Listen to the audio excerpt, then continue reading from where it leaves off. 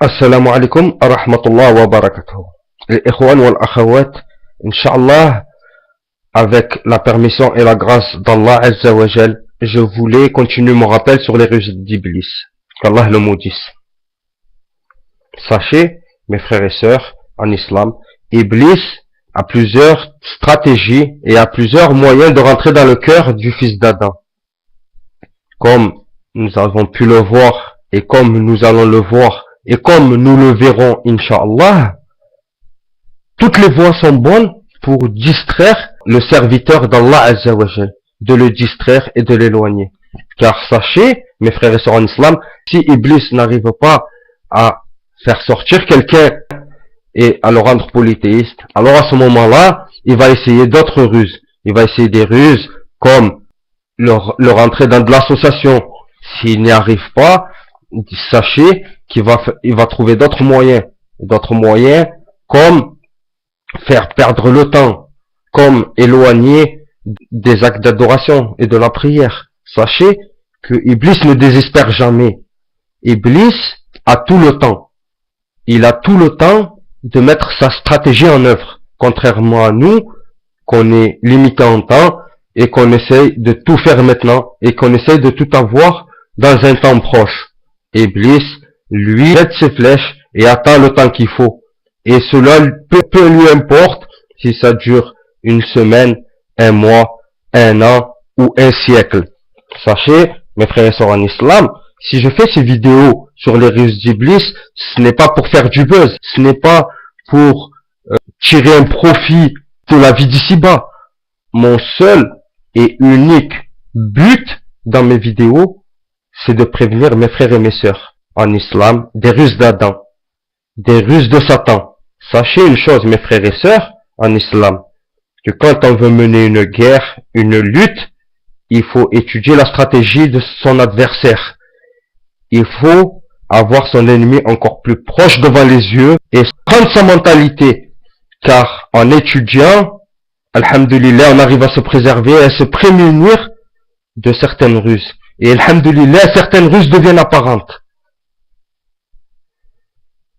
Inch'Allah, je vais vous citer un hadith rapporté par Zayd ben Mujahid, radiallahu anhu, qui a dit: Iblis avait avec lui 5 de ses enfants. Pour chacun d'eux, il assigna une tâche. Il cita Tab, Al-Awr, Miswat, Dasim et Zaknabur. Qu'Allah nous préserve d'eux, qu'Allah nous protège d'eux. Quant à Thabr, il est l'instigateur des malheurs, celui qui ordonne que la destruction soit répandue, que les poches soient déchirées, que les joues soient giflées, que le paganisme pré-islamique soit prêché. Quant à Awr, il est l'instigateur de l'acte adultère qui l'ordonne et qui l'embellit. Quant à Miswat, il est l'instigateur du mensonge qui fait entendre. Il rencontre un homme à qui il transmet l'information. L'homme va voir les gens et leur dit: j'ai vu un homme dont le visage ne m'est pas inconnu, mais je ne connais pas son nom, il m'a parlé de ceci et de cela. Et quant à Dasim, c'est celui qui entre avec l'homme auprès de sa famille et qui lui montre les défauts et il le met en colère contre eux. Et quant à Zaknabur, il est celui qui fréquente les marchés, il est celui qui a fixé sa bannière dans le marché. Qu'Allah nous protège de eux et qu'Allah nous préserve de leurs tentations et qu'Allah les maudisse. Sachez, mes frères et sœurs, que d'après un hadith rapporté par Muhammad ben Ishaq ben al-Husayn, radiallahu anhu, qui a dit: Allah ne cherche ses serviteurs d'une chose sans que Iblis ne s'y oppose avec 2 choses dont on ne sait pas avec laquelle il va réussir. Ce sont l'excès dans cette chose ou l'insuffisance. J'ai entendu Abdullah ben Omar dire: Iblis est ligoté sur la terre la plus basse. Lorsqu'il bouge, tout le mal qu'il y a sur la terre se trouve entre 2 de ses mouvements, ou voire plus. Sachez que Abdullah Al-Aziz ben Rafi' radiallahu anhu, a rapporté qu'il a entendu dire, lorsque l'on monte au ciel avec l'âme du croyant, les anges disent, louange à Allah qui a délivré ce serviteur de Shaitan. Malik ben Mu'awwal, radiallahu anhu, a dit, malheur à lui, comment il a été délivré. Et c'est un hadith authentique aussi. Il faut savoir, l'ikhwan wal akhawat, qu'avec chaque homme il y a un démon. Voilà un hadith qui rapporte, d'après l'épouse du prophète Aïcha radiallahu anha, elle a dit, le messager d'Allah sallallahu alayhi wa sallam sortit de chez elle la nuit et elle l'a dit, j'étais jalouse de lui. Il revient et vit que ce que je faisais. Il dit, oh Aïcha, es-tu jalouse? Je lui ai répondu, est-ce que quelqu'un comme moi ne peut être jaloux comme quelqu'un comme toi? Et il, sallallahu alayhi wa sallam, dit, ou bien ton démon s'est présenté à toi. Et elle dit, ô messager d'Allah, y a-t-il un démon avec moi? Il répondit, oui. Je lui dis alors, et avec toi aussi, ô messager d'Allah? Et le prophète sallallahu alayhi wa sallam répondit, oui. Cependant, mon Seigneur m'a assisté contre lui jusqu'à ce qu'il se soumette. Et c'est un hadith authentique rapporté par le Muslim. Et Muslim se singularise par ce hadith.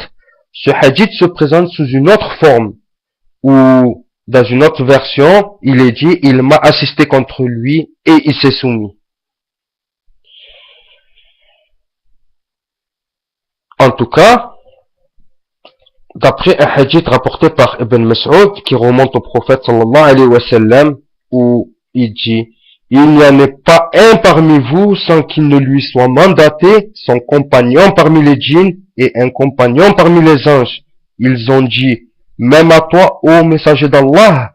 Le prophète sallallahu alayhi wa sallam répondit, même à moi. Mais Allah azza wa jal m'a assisté contre lui, il ne m'ordonne rien d'autre que la vérité. Et dans une autre version, il est dit, il ne m'ordonne rien d'autre que le bien. La preuve que le démon court dans le fils d'Adam comme le sang qui court dans les veines. D'après Safia bint Hayt, l'épouse du prophète sallallahu alayhi wa sallam, qui a dit, le messager d'Allah sallallahu alayhi wa sallam était en retraite spirituelle, je me suis rendu auprès de lui de nuit pour lui rendre visite et je lui ai parlé. Ensuite, je me suis levé pour rentrer, il se leva avec moi pour me permettre de rentrer chez moi.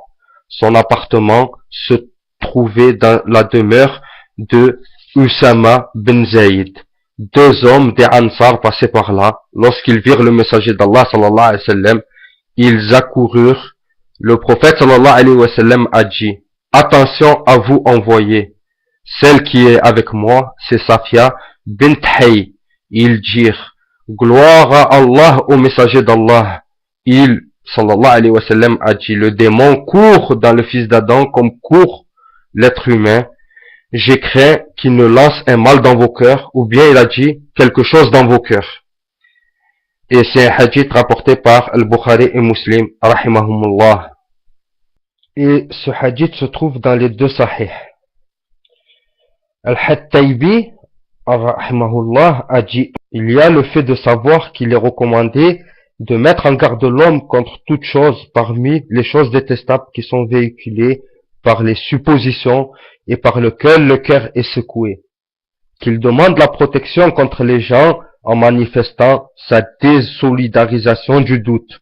On raconte à ce propos que l'imam Shafi'i radiallahu anhu a dit, le prophète sallallahu alayhi wa sallam craignait que quelque chose se produisait dans leur cœur et qu'ils commettent une hérésie. Cependant, le prophète sallallahu alayhi wa sallam l'a dit par miséricorde pour eux et non pas pour lui. C'était pour les prévenir eux, pour que Shaitan ne puisse pas semer des doutes dans leur tête, que le prophète sallallahu alayhi wa sallam est venu se justifier. Et nous savons, mes frères et sœurs, que le prophète sallallahu alayhi wa sallam est l'homme le plus pieux et l'homme le plus correct et l'homme qui ne parle pas avec sa passion et qui n'agit pas sous l'effet de la passion.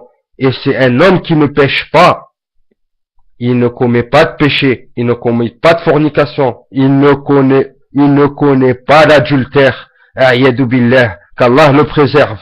En tout cas, mes frères et sœurs, par miséricorde pour ces deux de la tribu d'Ansar qui l'ont aperçu, ils ne voulaient pas que Shaitan leur fasse du mal. Et comment il peut leur faire du mal? En ayant des doutes, en ayant du wous-wous dans leur tête, en pensant que le prophète sallallahu alayhi wa sallam commettait un acte ignoble. Et voilà, et pour leur faire miséricorde, et pour qu'ils ne perdent pas leur hasanat, et pour qu'ils ne se font pas du tort à eux-mêmes, il les a prévenus et il s'est justifié. En tout cas, on peut comprendre de ce hadith que le shaitan, il est auprès de nous et il nous incite en permanence. Et c'est pourquoi il faut demander la protection d'Allah Azza wa Jal contre le shaitan, le réprouver. À ce propos, le cheikh Abu al-Faraj, qu'Allah lui fasse miséricorde, a dit: Allah a ordonné de demander la protection contre Satan, le lapider lors de la lecture du Coran. Le Très-Haut dit, Allah Azza wa Jal dit, dans le sens rapproché du verset, lorsque tu vas réciter le Coran, demande la protection d'Allah contre Satan, le lapider. Mais également, dans le cas du mauvais sort, d'un sihr, ou dans le cas de Ayn, il est dit aussi, Allah Azza wa Jal dit dans son sublime Coran al-Karim, dans le sens du verset, dans la sourate al-Falaq, dans la sourate l'aube naissante, sourate 113, dit: je cherche la protection du Seigneur de l'aube naissante. Et cette sourate est composée jusqu'à la fin en demandant protection auprès d'Allah Azza wa Jal. S'il a ordonné de se préserver de son mal dans ces deux cas, alors que dire du reste? D'après un hadith de Ja'far rapporté par Abu At-Tiyyah, j'ai dit à Abdurrahman ben Hanish: as-tu connu le prophète sallallahu alayhi wa sallam? Il a répondu: oui. Je lui ai dit: comment le messager d'Allah sallallahu alayhi wa sallam a-t-il réagi la nuit où les démons ont employé la ruse contre lui? Il a répondu: les démons sont descendus cette nuit sur le messager d'Allah sallallahu alayhi wa sallam à travers les vallées et les sentiers. Il y avait parmi eux un démon qui tenait une torche allumée. Il voulait brûler le visage du messager d'Allah sallallahu alayhi wa sallam. L'ange Jibril alayhi salam descendit à lui et dit: ô Muhammad, dis. Le prophète sallallahu alayhi wa sallam répondit: que dois-je dire? Dis: je demande protection des paroles parfaites d'Allah Azza wa Jal contre le mal qu'il a conçu, créé et façonné, contre le mal qui descend du ciel, contre le mal qui y monte, contre le mal des tentations de la nuit et du jour, et contre le mal de tous ceux qui rôdent pendant la nuit, excepté celui qui rôde avec le bien. Ô le tout miséricordieux! Il a dit: les feux se sont éteints et Allah Azza wa Jal les mit en fuite. C'était la sourate l'aube naissante, sourate al-Falaq. Dans un autre hadith, le prophète sallallahu alayhi wa sallam dit: Satan se présente à l'un de vous et lui dit: qui t'a créé? Il répondit: c'est Allah, béni et élevé soit-il. Il répond: qui a créé Allah? Si cela vous arrive à l'un de vous, qu'il dise: j'ai cru en Allah et en son envoyé, cela le quittera. Et c'est un hadith authentique rapporté par l'imam Muslim rahimahullah dans son sahih. Ibn Mas'ud radiallahu anhu dit que le prophète sallallahu alayhi wa sallam a dit: le démon détient une pensée, c'est le fils d'Adam, et l'ange détient également une pensée. Quant à la pensée du démon, c'est de réitérer le mal et mentir sur la vérité. Quant à la pensée de l'ange, c'est de réitérer le bien et croire en la vérité. Celui à qui cela arrive, qu'il sache que cela provient d'Allah Azza wa Jal et qu'il le loue. Mais celui à qui l'autre arrive, qu'il demande la protection contre les démons, ensuite il récite: sallallahu alayhi wa sallam. Le démon vous incite à la pauvreté et vous ordonne les actes répréhensibles. Surat al-Baqarah, verset 268.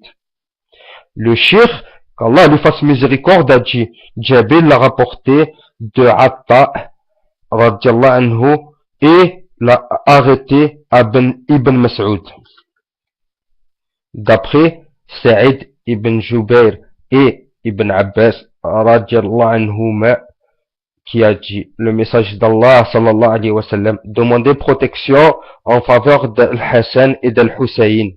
Il disait, je demande la protection des paroles parfaites d'Allah pour vous deux contre tout démon et reptile malfaisant et contre tout œil qui effraie. Ensuite, il disait, c'est ainsi qu'Abraham demandait la protection pour Ismaël et Ishaq.